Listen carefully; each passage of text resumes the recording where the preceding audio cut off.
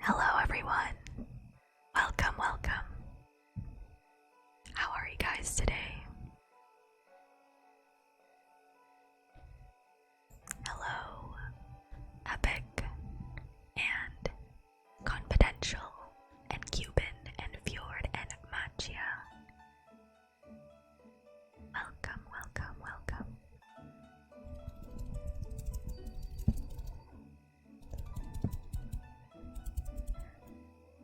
lazy to get your headphones out. Oh wow, a new PNG. Hola, hola.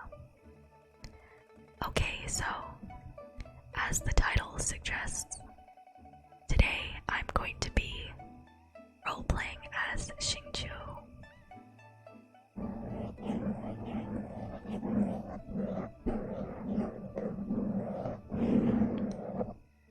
Oh, I see you're at work. Okay. So let's begin, shall we?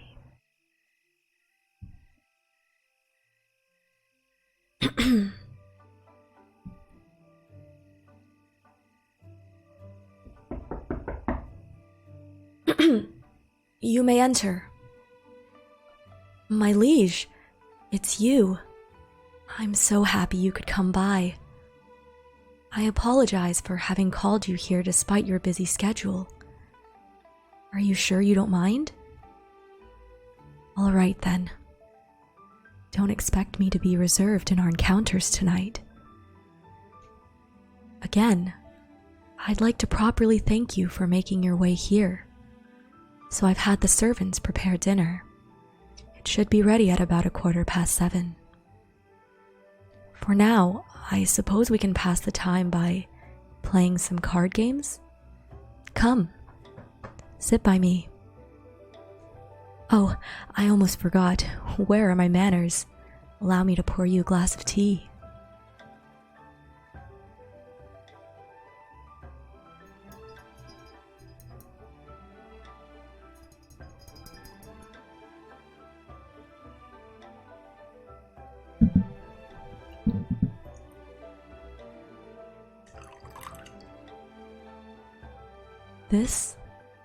This is jasmine tea. Yes, the fragrance is very delicate, isn't it? Like a flower field on a sunny day. Helps one relax and feel peace. Much like your presence to me, my liege. So, what would you like to play? You'd like me to choose the game? You're too kind. Let's see. How about this one? This game is from my childhood. I'll teach you, my liege.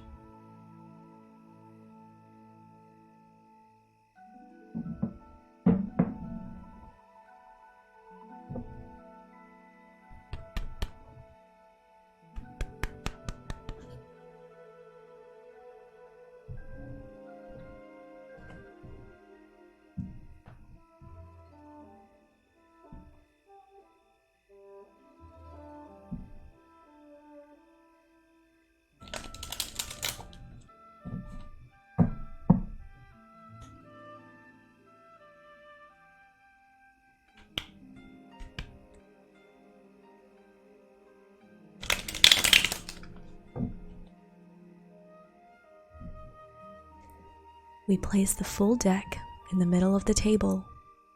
Each one of us takes turns drawing until we both have 7 cards.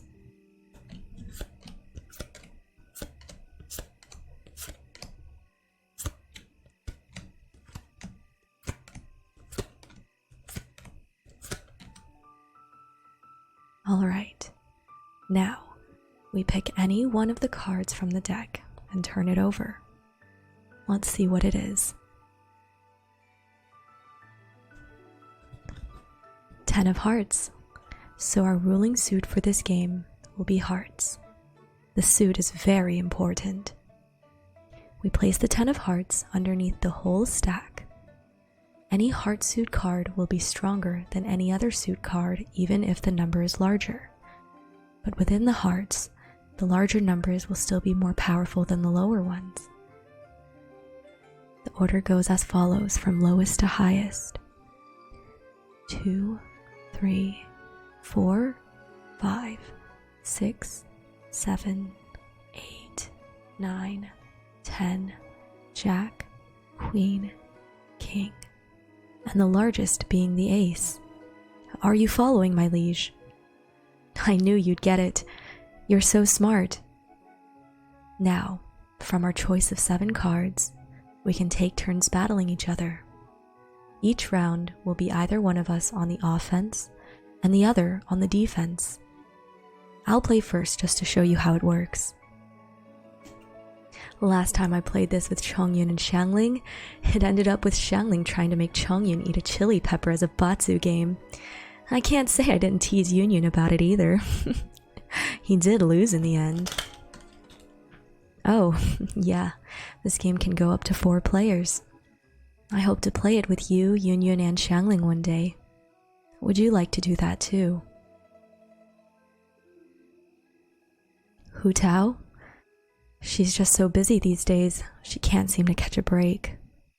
I would invite her, but I wouldn't want to get in the way of her duties at the funeral parlor. So, my liege, are you ready to surrender to me? I'm kidding. But I won't go easy on you just 'cause you're cute, okay? I'll play this one first. 3 of diamonds. Now, your goal is to defeat my card with a diamond card of a greater value. If you can't, you must put it back into your deck. The goal is to have 0 cards in your hands by the end of the game. Until the middle deck is gone, we have to always have at least 7 cards at all times. So every time a card is played, we draw. I have many great memories playing this with my grandparents. When I would visit them in the summer, my grandmother always made a pitcher of cool roasted barley tea for us, my older brother and I. She was a great cook too. Sometimes I'd stay until lunch and she would make grilled fish, tofu soup, and the best rice I'd ever eaten. After we'd eat, we would take a nap on the tatami mats with only a light blanket and the gentle summer breeze blowing through the windows tickling my face. Oh, sorry, I was rambling, wasn't I? Where were we? So, did you find a card to beat mine? 7 of diamonds. I've got nothing. Your turn.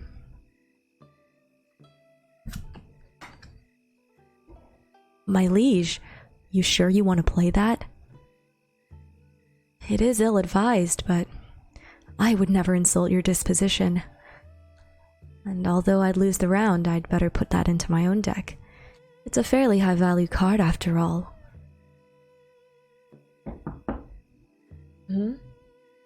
You may enter. So soon. All right, thank you. My liege, seems our dinner has been prepared. Shall we head down?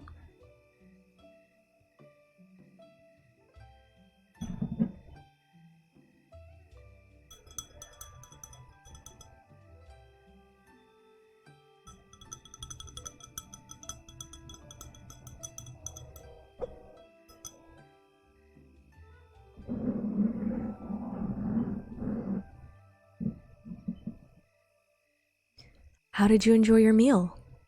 I'm glad. Sorry about my brother, by the way. He's normally not that chatty.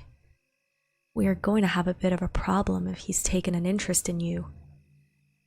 Tonight's meal was prepared by Chef Mao himself. I ought to thank him properly another time. Although my family is the one who hired him tonight, I still feel it necessary to, as you are my guest. It's already quite late.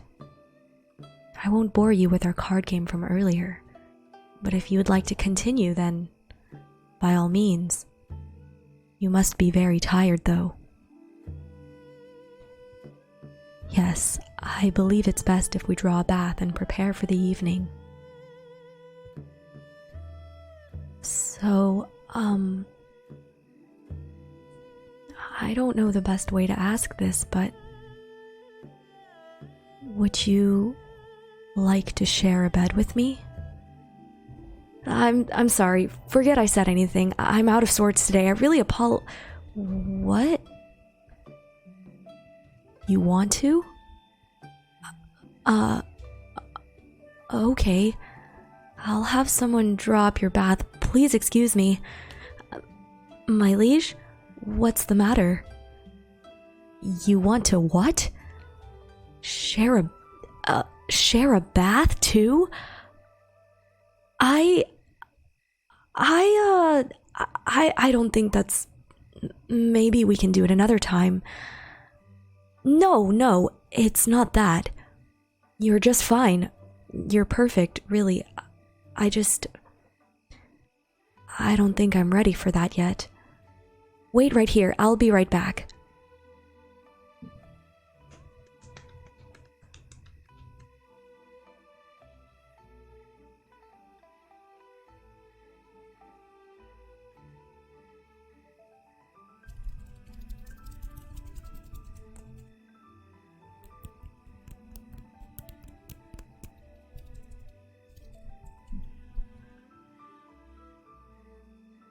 Okay, here.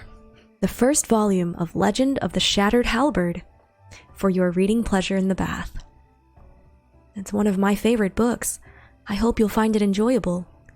Just be careful not to drop it in the tub.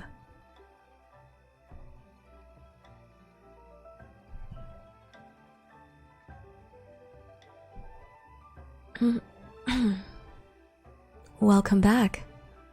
I finished my bath not too long ago as well. So, what did you think of the book? I knew it. The bath attendants don't let me read in there either. I thought they'd make an exception for you, though.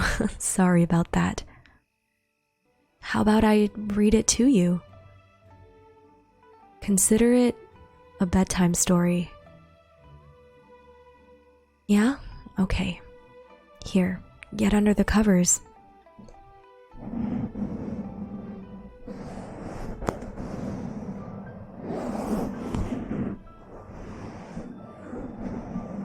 These days, the nights are particularly chilly. Must be because we're near the water. I'll dim the light. Don't worry. Just relax.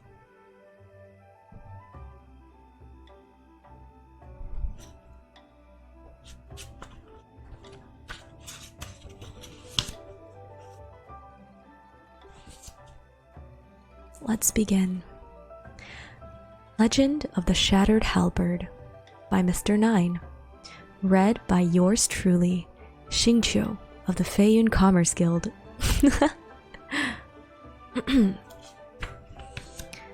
Volume 1, Chapter 1.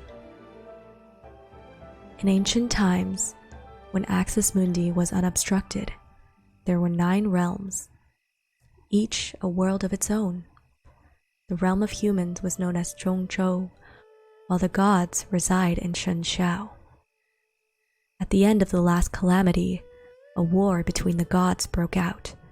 The king fell, setting the 9 realms ablaze, obliterating all living things.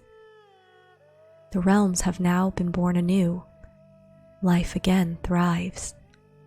But the passageway between the 9 realms by Axis Mundi has been sealed off. The epic journey in search of the God King's halberd begins. Pressing official businesses. Chapter 1.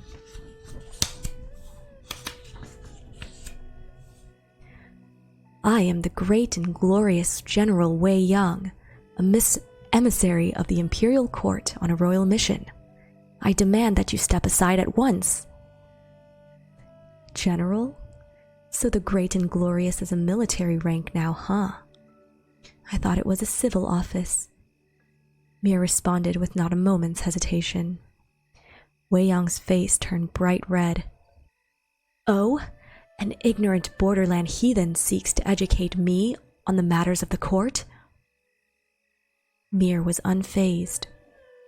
I would be surprised if they'd overhauled the entire government bureaucracy in the space of a few years. 2 broadsword-wielding martial artists in Wei Yang's party burst out laughing. Ha ha! So it ends our grand journey to the capital. The cart finally makes it past 1,000 miles of checkpoints, only to get gridlocked like this at some tiny little inn out in the wilderness. Qin stared intently at Wei Yang's crimson-colored cheeks before suddenly declaring, "You're a woman, a female officer disguised as a man." The claim was accentuated with a prod of his finger. "An astute observation," came the response from one of the martial artists. "She is in fact the secretary of ceremonies. The two of us are military officers. One of the Imperial Guards, the other from the Imperial Escorts, both versed in polearm and sword. We are serving the office of the Imperial Grand Minister on secondment, and we are here under the orders to retrieve the ominous swords. Although the part about the great and glorious general, haha, although that's made up. The bit about that being here on official court, business is not," the other martial artist chimed in to say. The ominous swords were something that Mir had heard of. The story was that an iron meteorite had fallen from the sky 5 or 6 years ago, and convention dictated that as nature's treasure, it belonged to the imperial family.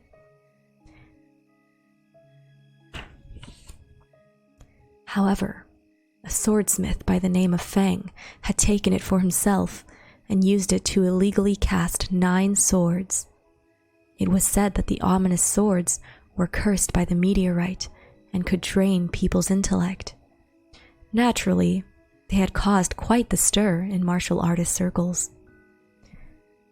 "Good for you," said Mir, as he shut the toilet door. "It'd be even better for me if you got yourself out from that toilet now." Her disguise exposed, Wei Yang gave up trying to compose herself and spoke in her normal voice. She sounded more charming than one would expect, given the circumstances.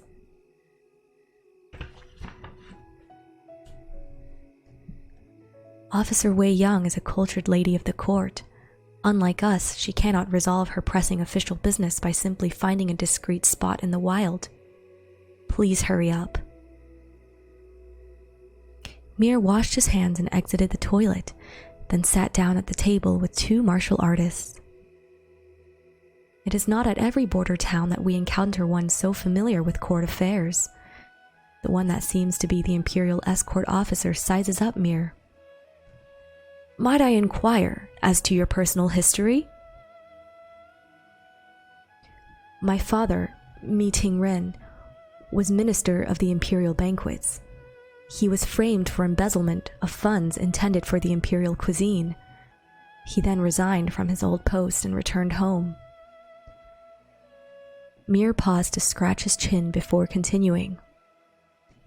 "My old man's not been himself ever since that happened.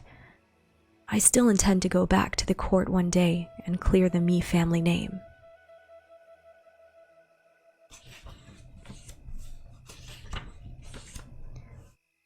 Volume 2. Mir, having stumbled onto the journey to receive the swords by accident, encountered a huge crisis before the journey had even begun. Imperial Guard and Imperial Escort elites were slain by enemies holding the ominous swords.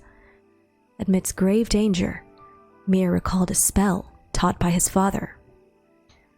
Legend has that the Celestial Emperor has a young daughter whose name was not known to the world. She now possessed Wei Yang's body and revealed herself. Who would prevail? The wielders of the ominous swords who had turned into ferocious demons? Or Mir, who could somewhat hold his own in a fight? Chapter 2. A Matter of Possession. Yum, very nice. Now that the spirit had possessed her body, Wei Yang was much sweeter and gentler disposition. She took a tiny bite of one of Mir's stuffed pies, but it was too hot. So, in an effort to avoid burning her tongue, she stuck it out of her mouth and panted for breath frantically. Truth be told, it was all rather cute. That came unexpectedly. I need some time to process. Mir, who had given up one of his eyeballs to appease the spirit, helped himself to a pie and asked, "Can you go over it again?" Very well. The meteorite was in fact of divine halberd. It was snapped into pieces by a commoner and made into 9 cursed swords, the ominous swords. This one is the Sword of Mist. Adding in that pair, I found 3 of them to date. And what's your place in all of this? I was once the daughter of the Celestial Emperor, but I have long forgotten my name. I was in charge of conducting the trials and sentencing at the end. A judge, to use your parlance.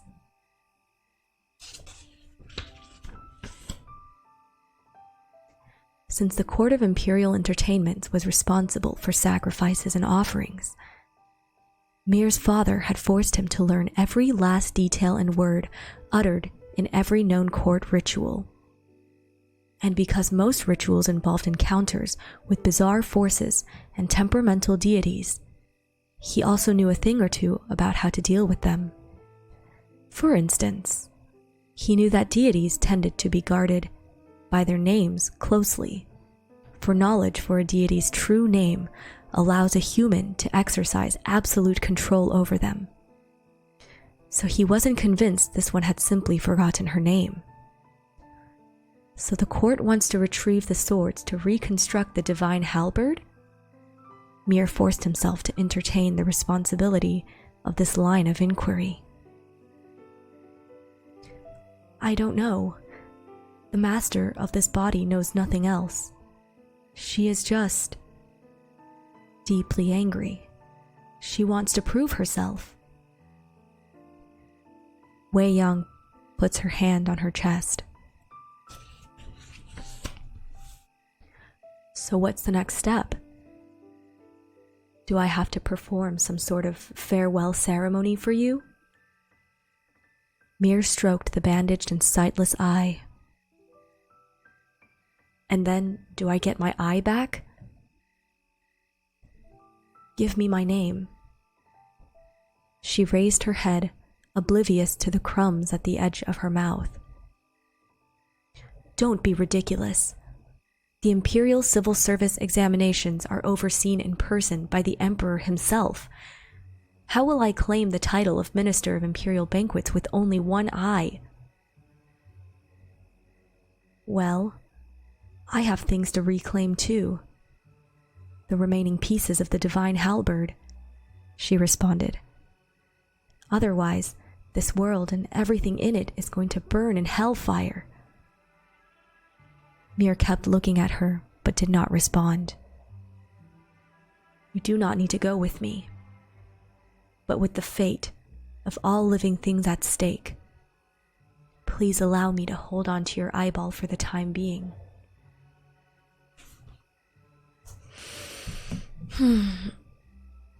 Since then, I've been searching for the 3rd volume for quite some time now. To no avail, however.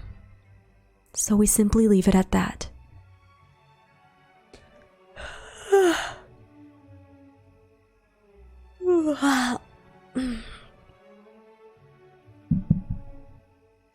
My liege, are you still awake? So you were. Thank you for listening to the story.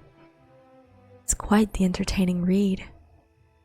And I love sharing things with you.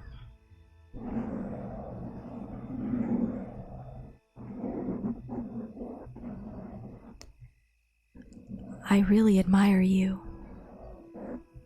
You are like a peach blossom that has unexpectedly drifted into my teacup.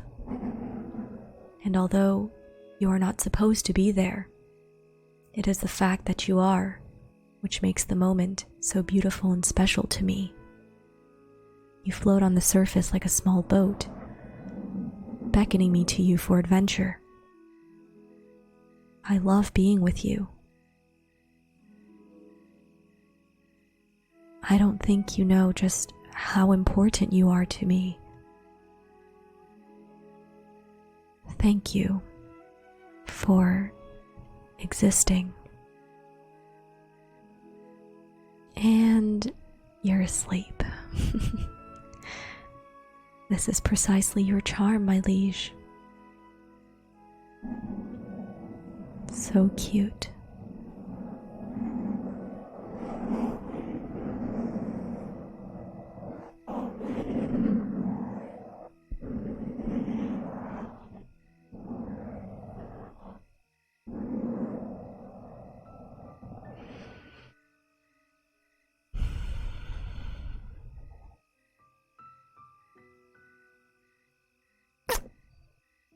Good night.